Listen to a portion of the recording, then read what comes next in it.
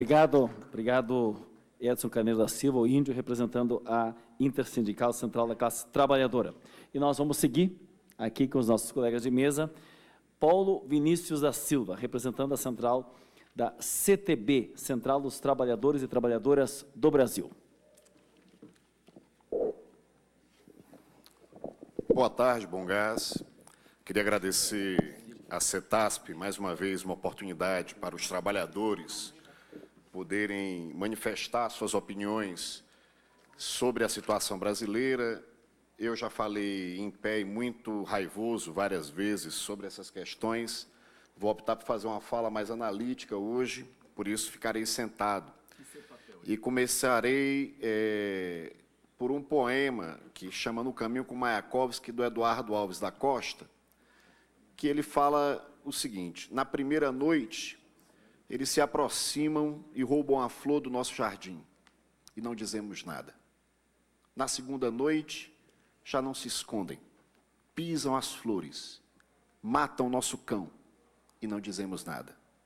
Até que um dia, o mais frágil deles entra sozinho em nossa casa, rouba-nos, conhecendo o nosso medo, arranca-nos a voz da garganta, e já não podemos dizer nada. Um pouco isso tem acontecido no Brasil desde que a presidenta Dilma foi deposta ilegitimamente numa farsa judicial e legislativa que abriu, digamos, a caixa de Pandora da insegurança jurídica e da luta dos brasileiros uns contra os outros. Infelizmente, é com base na divisão dos brasileiros que os empresários têm falido, os trabalhadores têm empobrecido, o país tem vendido suas riquezas, e temos hoje uma camarilha corrupta e desmoralizada no poder da República. Lamentavelmente, isso foi feito com grande chancela de parte do Judiciário e se apoia na imprensa golpista, se apoia numa das oligarquias mais atrasadas, que foi exatamente a que deu os 296 votos e que hegemoniza essa Casa e o Senado. É preciso que os trabalhadores não esqueçam os nomes dos 296, e em especial do senador Ricardo Ferraço e Rogério Marinho, que foram os relatores no Senado e na Câmara da reforma trabalhista. E a reforma trabalhista, o próprio processo de discussão e aprovação nessa Casa mostra o estupro da negociação coletiva. Porque, do mesmo modo como houve no caso da presidenta Dilma, o direito democrático ele é utilizado como farsa. Ele não é, de fato, democrático. Ele existe, na verdade, um jogo de cena para inglês ver, literalmente, com um atraso gigantesco, sem a participação do povo, nem o direito à soberania popular. Então, houve violação de critérios fundamentais do debate democrático na tramitação nas duas casas. Houve, por exemplo, e aí é uma coisa que já foi dita aqui, como é que um conjunto de poucas propostas vira uma mudança completa na CLT, sem que ninguém tenha tido oportunidade de qualquer debate em torno disso e tenha surgido, já indo quase para a votação. É preciso lembrar também que isso foi feito com muita violência. Eu estava entre os 200 mil manifestantes que foram expulsos a tiros, com bala de verdade, inclusive, alguns, e com cavalaria, com tudo aqui na Câmara dos Deputados em frente. Não é isso? Um trabalhador, inclusive, da UGT levou um tiro que quase lhe tira a vida. Né? Então, isso daqui foi o processo de aprovação em que as centrais sindicais que obtiveram a legalização durante o primeiro governo do presidente Lula, que está injustamente preso, né? Porque ele tem a maioria das intenções de votos para a eleição do presidente da República, então trata-se, de fato, de um estupro da soberania popular a sua prisão, mas é coerente que ele esteja preso quando, nesse momento, os trabalhadores e o povo tenham sido tão atacados, porque só numa situação do nosso povo tão oprimido é que isso poderia ser admitido. Naquele período, o presidente Lula, ao reconhecer as centrais, possibilitou um conjunto de interlocutores confiáveis do movimento sindical que foram absolutamente desconsiderados, inclusive houve tentativa de cooptação para tentar que nós apoiássemos esse tipo de reforma monstruosa. Então, a própria discussão e implantação da reforma não tem nada a ver com a negociação coletiva, mas com a imposição antidemocrática. Mas também nós precisamos dizer que ela, no próprio conteúdo, ela é um ataque brutal à negociação coletiva por diversas questões já citadas aqui também. A primeira e a principal delas é a questão do negociado sobre o legislado, juntamente com a multiplicidade de entendimentos sobre os acordos de trabalho existentes. São duas medidas complementares. Então, qualquer papel assinado individualmente, negociado por empresa, por chancela de representação sindical paralela, assinado por um trabalhador como quitação anual, qualquer desses papéis é elevado a contrato, é elevado à categoria que seja superior à lei. Se você considera que há todo tipo de contrato dessa maneira considerado, o que dizer da negociação que envolve o conjunto de patrões de uma categoria e o conjunto de empregados noutra categoria como sindicato? Na verdade, você está retirando a força de representação sindical e estimulando a dispersão, que aqui foi citado, aumenta muitíssimo, com outros fenômenos que também fazem parte da reforma. A lei da terceirização, que foi aprovada antes, que permite a pejotização, a quarteirização e que, portanto, dilui as responsabilidades dos empregadores no elo dessa distribuição de responsabilidades que há da própria terceirização. E você tem essas três medidas. Então, você tem o negociado sobre o legislado, a terceirização infinita, e você tem, ao mesmo tempo, a existência de contratos que são contratos que a justiça passará a homologar, literalmente limpando a cena do crime. Esse é o papel que se reserva à Justiça do Trabalho, porque outra maneira também que se fez para inviabilizar a negociação coletiva é exatamente retirar da Justiça de Trabalho o papel de julgar o mérito das causas. Então, você ter esse papel retirado, você ter essa condição de coletivamente apelar para que seja feito algo mais do que apenas a análise formal do conteúdo de um acordo, quer dizer, então isso daí mostra aonde pode chegar esse tipo de legislação, associada ao fim da ultratividade. É preciso que os colegas, meus colegas bancários, inclusive, compreendam isso.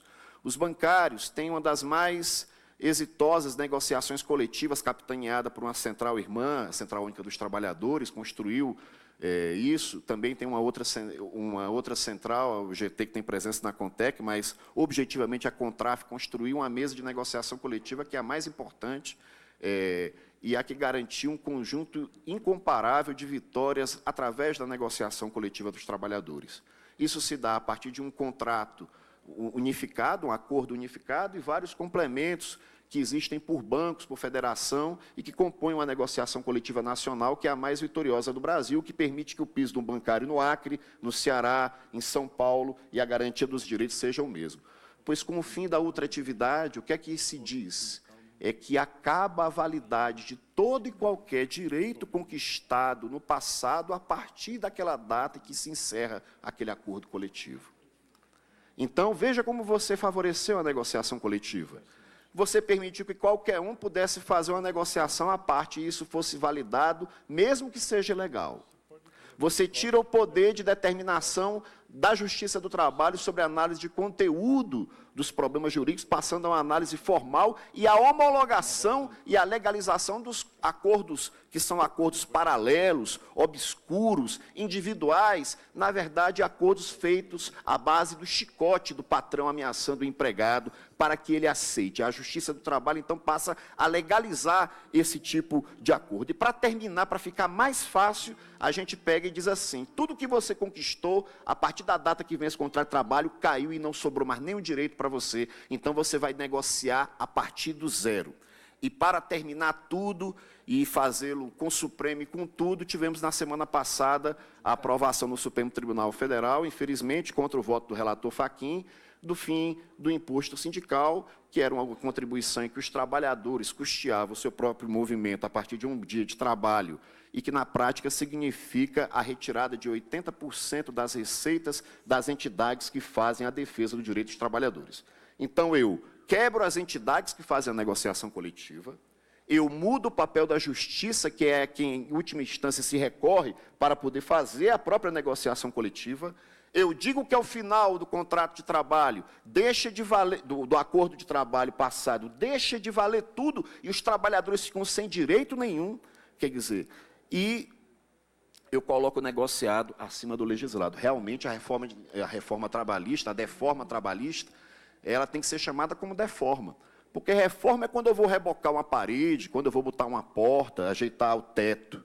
Deforma ou derrubada foi o que eles fizeram, porque derrubaram os 4 pilares mais importantes que eu acredito sejam os da negociação coletiva. Na verdade, a deforma trabalhista, ela não favorece a negociação coletiva, ela favorece a chantagem, ela favorece o assédio, ela favorece o mau patrão, ela favorece a queda da renda do trabalhador, ela favorece a destruição das entidades representativas dos trabalhadores, ela favorece a precarização do trabalho, ela favorece o trabalho de mulheres grávidas em locais insalubres, que é uma conquista da civilização brasileira no começo do século XXI. Você ter isso, quer dizer, nós chegamos a um ponto em que nós admitimos que as mães dos nossos filhos, nossas esposas, nossas mães, possam trabalhar em lugares insalubres com a legislação do Rogério Marinho e do Ricardo Ferraço para poder incluir. Quer dizer, então, e aí houve uma discussão do MP, mas a gente viu que, no final das contas, nem os acordos espúrios eles cumprem, para ver como eles são ruins de negócio. O que é ter uma camarilha como essa, liderada por Temer, na presidência da República? Então, nós temos uma situação de ataque também à negociação coletiva, na medida em que você chancela que a demissão possa acontecer no local de trabalho sem a presença da entidade sindical para conferir se aquela rescisão está assegurando os direitos que aquele trabalhador tem, por exemplo, na convenção coletiva. Se as contas estão corretas. Você também enfraquece a negociação coletiva na medida em que você permite que você possa prorrogar a jornada de trabalho em locais insalubres, sem negociação com o sindicato. Então, na prática, os trabalhadores estão com a espada de Damocles sobre a sua cabeça, com o fim da ultratividade. Nós mesmos, da categoria bancária, estamos lutando para que seja assinado o pré-acordo para assegurar a validade dos nossos direitos durante a negociação, que nós estamos em pleno começo da campanha salarial. Existe a necessidade de uma maior unidade dos trabalhadores para enfrentar esse momento político que nós vivemos. O impacto já se viu, medido até maio de 2018, por indicador da FIPE, quando você compara maio de 2017 com 9.848 casos de negociação e 7.896 com reajuste, ou seja, quase 10.000 e quase 8.000 com negociação, hoje você tem 888 em maio, no caso, eram 888, com 468 com o reajuste salarial. Ou seja, você teve uma redução brutal das negociações coletivas, dos acordos firmados, uma tendência à judicialização que não acontecerá na Justiça do Trabalho, mas acontece também no direito civil. Desse modo, nós ficamos muito felizes quando a candidata Manuela Dávila, pré-candidata à presidenta da República, assumiu o compromisso de revogação da reforma trabalhista, caso eleita. E nós achamos que essa é uma questão que deve ser compromisso de todos os candidatos que têm compromisso com a classe trabalhadora, com o Brasil e com a democracia. E, por fim, nós queremos aqui deixar um abraço de solidariedade ao presidente Lula, que se encontra preso por um processo político, não há prova nenhuma contra ele, e a gente está aguardando o cumprimento daqueles que foram desafiados, porque ele desafiou que se mostrasse contra ele uma prova verdadeira de um ato errado seu, e aí eu acho que está faltando a resposta de alguém mostrar tal prova que nunca apareceu, e para nós, até hoje, Lula é inocente. Então, companheiros, essa é a saudação e a reflexão que a CTB faz. Falo aqui em nome do presidente Adilson Araújo, da Central dos Trabalhadores e Trabalhadoras do Brasil, e nós acreditamos que o elemento central para a vitória do povo é a unidade dos trabalhadores, dos democratas, dos nacionalistas nas eleições de 2018, para impedir que, através do voto popular, se validem todos esses golpes que se iniciaram a partir da derrubada da legítima presidenta Dilma, que foi derrubada por ser honesta. E a gente possa, assim, reabilitar, pelo voto popular, pela soberania do povo, os direitos à unidade da nossa pátria ameaçada. É isso, companheiros.